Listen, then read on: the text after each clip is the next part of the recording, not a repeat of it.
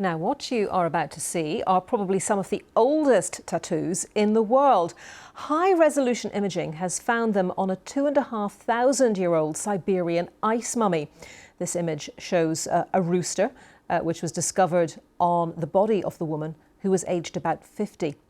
She's said to have come from a nomadic horse-riding people who lived in the Altai Mountains between China and Europe. Archaeologists say the discovery helps to shed light on ancient warrior culture.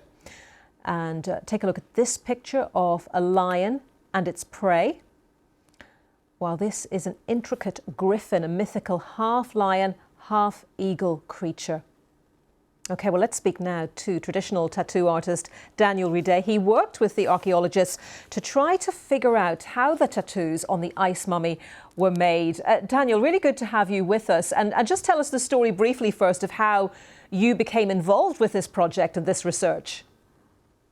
Hi there. It's good to be on the show. I've been doing traditional non-machine, we would call pre-electric tattoos for many years now. And the more I created markings in this way, the more questions I had about how markings may have been made in the ancient past.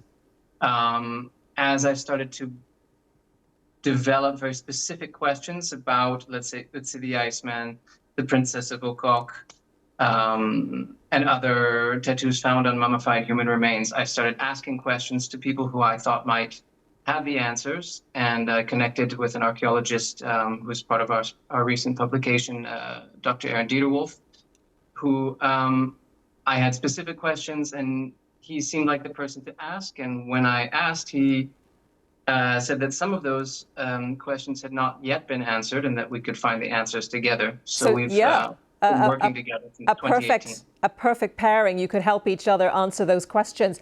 What do these tattoos that we've just been showing to our viewers, what do they tell you about the people who created them? That this tattooing practice was an integral part of their culture. When we find these preserved human remains, often they are tattooed, and often those tattoos are not simple, easy to create images. The city and animal style, the style that these tattoos are in, is intricate and complex as a visual language in and of itself. And then to take that style and transform it into body markings would require the creation of specific tools and the mastery of those tools. And what would those tools? What would those tools be? And what would the material be that was used to make the actual images? So the interesting thing is that the preserved tattoos are the smoking gun, which denotes a specific tool use, because we can see forensically the thickness of some lines is different than the thickness of other lines. We can say definitively that the tools were hand-poking tools, that is, a cluster of needles being held between the thumb and first two fingers and pricking pigment into the skin. But the tool has never really been found for the Altai Pazyryk Scythian people. We know that it would have been a tightly bound cluster of several needles, possibly made of bronze, iron, or thorns from plants. Any of those would have been possible. Okay. And just finally and briefly, if you would, Daniel, I know the other researchers were saying that these tattoos would be challenging for a modern tattooist to produce.